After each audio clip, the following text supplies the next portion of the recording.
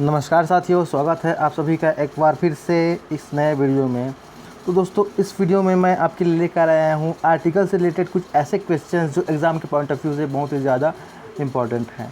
तो आज हम एक्सरसाइज करेंगे आर्टिकल्स का, बट एक्सरसाइज करने से पहले कुछ बेसिक रूल्स मैं आपको बता देता हूँ, जिनके आधार पर हम क्वेश्चंस को सॉल्व भी करेंगे। ठीक है, तो बेसिकली आर्टिकल जो होता है वो नाउन के लिए यूज़ किया जाता है। ठीक है, आर्टिकल किसके लिए यूज़ किया जाता है? तो आर्टिकल जो है हमेशा नाउन के लिए यूज़ किया जाता है दोस्तों। ठीक है, आर्टिकल दो प्रकार के होते हैं। पहला तो होता है डेफिनेट आर्टिकल, दूसरा होता है इनडेफिनेट आर्टिकल। चलिए पहले समझते हैं कि डेफिनेट आर्टिकल क्या होता है। तो डेफिनेट आर्टिकल होते हैं जो या फिर जिनके बारे में हमें पहले से कोई जानकारी नहीं होती है। ठीक है, जिनके बारे में पहले से जानकारी नहीं होती है उन्हें हम डेफिनेट आर्टिकल कहते हैं। अब डेफिनेट आर्टिकल दो प्रकार के होते हैं। पहला तो होता है ए और दूसरा होता है एन। ठीक है, अब दोनों में एक समानता ये होती है कि इनका यूज़ हम सिंगुलर काउंटेबल नाउन के लिए करते हैं। ठीक है, आर्टिकल ए और एन का यूज़ हम हमेशा सिंगुलर काउंटेबल नाउन, यानी कि जब हम एक की बात करते हैं, एक नाउन की बात करते हैं, वहाँ पर हम उनके पहले आर्टिकल ए या फिर एन का यूज़ करते हैं। अच्छा, दोनों का यूज़ फिर किस तरीके से किया जाए, तो डिफरेंस से हमें ये समझ में आएगा कि जब किसी नाउन की शुरुआत कॉन्सोनेंट साउंड के साथ होती है, जैसे क से लेकर ग तक जो हम पढ़ते हैं हिंदी वर्णमाला में, तो क से लेकर ग के साउंड जिस नाउन की स्टार्ट होता है उसके पहले हम आर्टिकल ए का यूज़ करते हैं, और जिस नाउन की शुरुआत वोवेल साउंड के साथ होती है, जैसे अ आ से लेकर आह तक के बीच में, उसके पहले हम आर्टिकल एन का यूज़ करते हैं। ठीक है, अब आते हैं इंडेफिनिट आर्टिकल पर।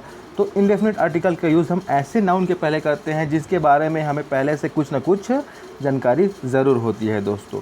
ठीक है, अब देखिए जो आर्टिकल द है ना, उसका यूज़ हम सिंगुलर नाउन के पहले भी कर सकते हैं और प्लूरल नाउन के पहले भी कर सकते हैं। ठीक है, तो ये तो थी कुछ बेसिक जानकारियाँ आर्टिकल से रिलेटेड। अब चलिए सॉल्यूशन करते हैं हम एक्सरसाइज के थ्रू। ठीक है, चलिए बढ़ते हैं पहले क्वेश्चन पर। तो देखिए आज का हमारा पहला क्वेश्चन है, the teacher asked dash easy question. ठीक है, अब देखिए यहाँ पर इजी क्वेश्चन दिया है दोस्तों। ठीक है, अब इजी क्वेश्चन तो बहुत सारे हो सकते हैं, लेकिन यहाँ पर क्वेश्चन दिया है सिंगुलर फॉर्म में। ठीक है, जो नाउन है वो है सिंगुलर, तो जब सिंगुलर नाउन की बात आती है वहाँ पर आर्टिकल ए या फिर एन का यूज़ होता है। ठीक है, यहाँ पर जो क्वेश्चन है ना वो नाउन है, और जो इजी है वो है आपका एडजेक्टिव। ये क्या है? एडजेक्टिव है। तो यहाँ पर जो आर्टिकल आएगा वो यूज़ होगा क्वेश्चन यानी कि नाउन के लिए, लेकिन यूज़ होगा इजी के अकॉर्डिंग, क्योंकि देखिए इजी की शुरुआत वोवेल साउंड के साथ हो रही है, इसलिए यहाँ पर आर्टिकल एन आएगा दोस्तों। ठीक है, यहाँ पर एन आएगा। अच्छा, यहाँ पर दी क्यों नहीं आएगा? इसलिए नहीं आएगा क्योंकि यहाँ पर बताया नहीं गया है कि कौन सा इजी क्वेश्चन पूछा जा रहा है। यहाँ पर इजी क्वेश्चन तो कोई भी हो सकता है, क्योंकि दुनिया में बहुत सारे इजी क्वेश्चन है ना, लेकिन कौन सा इजी क्वेश्चन पूछा जा रहा है ये नहीं बताया गया है, इसलिए यहाँ पर द आर्टिकल नहीं आएगा, ये नहीं यूज़ होगा, ये भी एप्लीकेबल नहीं होगा। ठीक है, कुछ ऐसे आर्टिकल्स होते हैं या फिर कुछ ऐसे नाउन होते हैं जिनके पहले हम आर्टिकल का यूज़ नहीं करते हैं, उनके बारे में भी आपको मैं बताऊँगा, बट यहाँ पर आर्टिकल एन आएगा दोस्तों। ठीक है, क्यों? क्योंकि इजी की शुरुआत वोवेल साउंड के साथ होती है इसीलिए। ठीक है, चलिए बढ़ते हैं अगले क्वेश्चन पर। तो देखिए हमारा अगला क्वेश्चन है, give me dash book to read please. ठीक है, अब देखिए बुक यहाँ पर नाउन है, इसके लिए हमें आर्टिकल का यूज़ करना है।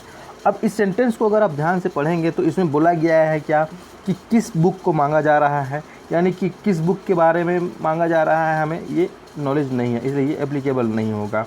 ठीक है, अगर किसी निश्चित बुक को मांगा जाता तो हम यहाँ पर आर्टिकल द का यूज़ कर सकते थे, लेकिन यहाँ पर वैसे दुनिया में बहुत सारे बुक हैं ना, तो उसमें पर्टिकुलर किसके बारे में बात किया जा रहा है वो यहाँ पर बताया नहीं गया है, इसलिए यहाँ पर या तो एन आएगा या फिर ए आएगा।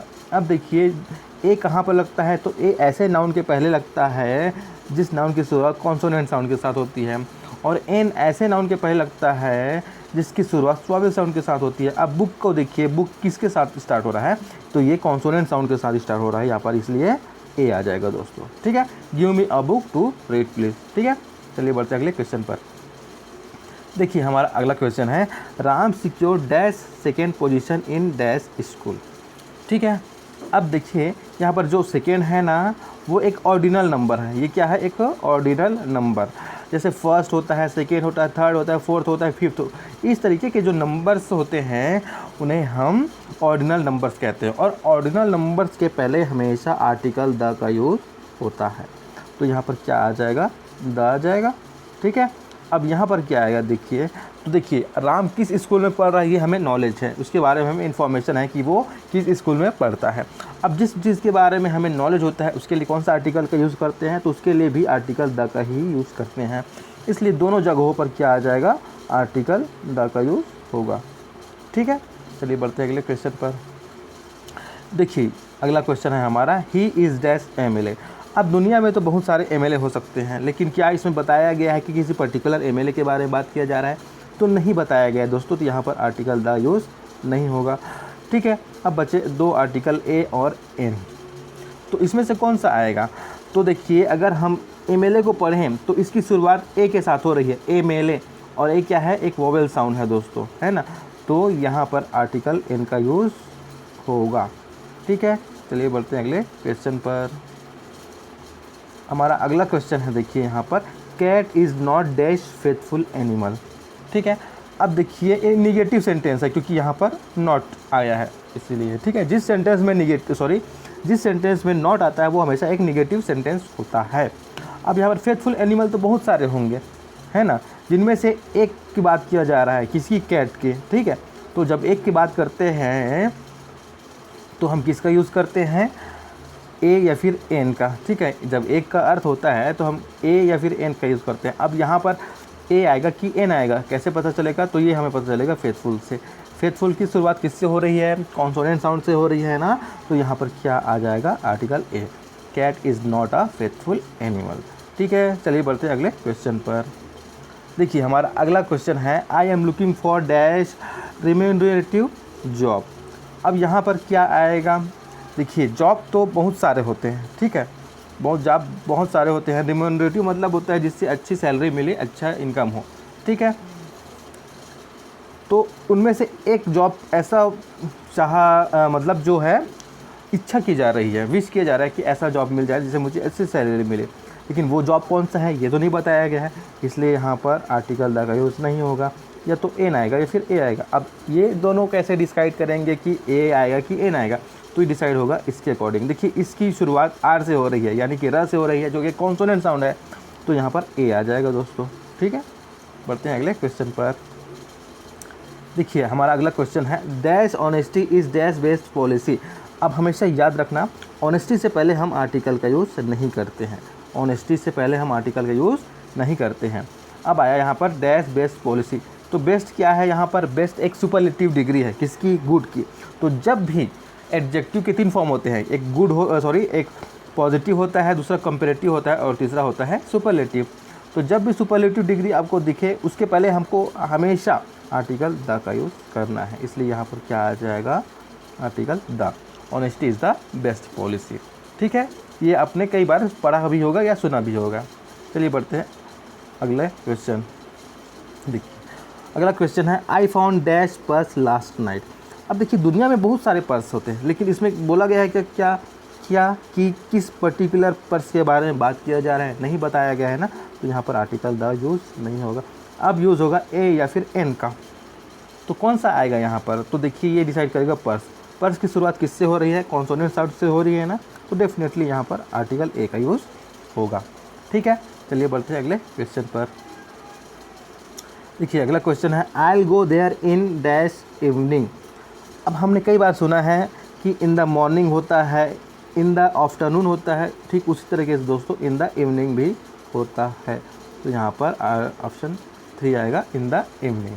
ठीक है, चलिए बढ़ते हैं अगले क्वेश्चन पर। तो देखिए ऑलवेज स्पीक डैश ट्रूथ। तो आप हमेशा याद रखना, ट्रूथ के पहले हमेशा आर्टिकल द का यूज़ किया जाता है, ये फिक्स है। ठीक है, आर्टिकल तो यहाँ पर द आएगा दोस्तों। Always speak the truth. Okay, चलिए अगले क्वेश्चन को देखते हैं। अब देखिए ये नेवर टेल डैश लाई। तो इसमें ए आएगा क्योंकि इसके पहले जो लाई है ना, ये एक प्रकार का ऐसा सेंटेंस है जो जनरल सेंटेंस है, और जनरल सेंटेंस में हम आर्टिकल या फिर डेफिनेट आर्टिकल का यूज़ करते हैं। हमने कई बार सुना भी है नेवर टेल अ लाई, इसलिए यहाँ पर क्या आ जाएगा, आर्टिकल ए आएगा दोस्तों। चलिए बढ़ते हैं अगले क्वेश्चन पर। He likes dash black paint, he like dash black paint. अब मुझे एक चीज़ बताइए, हम पसंद किसको करते हैं? जिसके बारे में हमें नॉलेज होता है, इन्फॉर्मेशन होता है, उसी को पसंद करते हैं ना, है ना। तो जिसके बारे में हमें इन्फॉर्मेशन है उसके पहले हम कौन सा आर्टिकल यूज़ करते हैं? उसके पहले हम आर्टिकल द का यूज़ करते हैं, इसलिए यहाँ पर क्या आ जाएगा, द आ जाएगा दोस्तों। ठीक है, he likes the black paint. चलिए अगले क्वेश्चन को देखते हैं।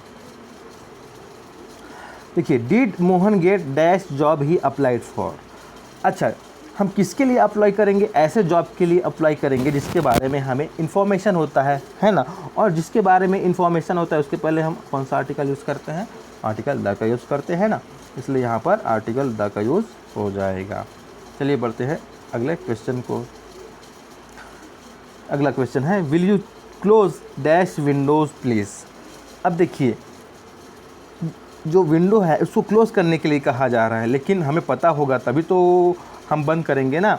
यानी कि जिस चीज़ के बारे में हमें नॉलेज होगा उसी खिड़की को बंद करेंगे। तो जब बोला जा रहा है कि खिड़की को बंद कर दो, तो एक पर्टिकुलर खिड़की के बारे में बात किया जा रहा है। ठीक है, जितनी भी पर्टिकुलर खिड़कियाँ हैं ना उसको बंद करने के लिए बोला जा रहा है। और जिस चीज़ के बारे में नॉलेज होता है उसके पहले हम कौन सा आर्टिकल यूज़ करते हैं? आर्टिकल द का यूज़ करते हैं, इसलिए यहाँ पर भी क्या आ जाएगा, आर्टिकल द का यूज़ हो जाएगा दोस्तों। ठीक है, चलिए बढ़ते अगले क्वेश्चन पर। अगला क्वेश्चन है, he was invited for dash dinner. अब यहाँ पर कौन सा आर्टिकल आएगा? तो यहाँ पर ध्यान देना दोस्तों, यहाँ पर कोई भी आर्टिकल का यूज़ नहीं होगा, no article to be use here. क्यों?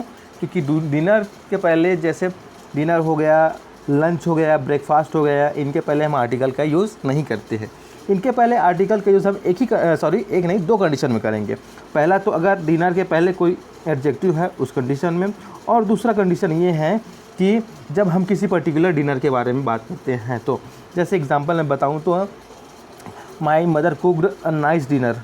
ठीक है, my mother cooked a nice dinner, तो डिनर के पहले क्या आया था? नाइस, जो कि एक एडजेक्टिव है।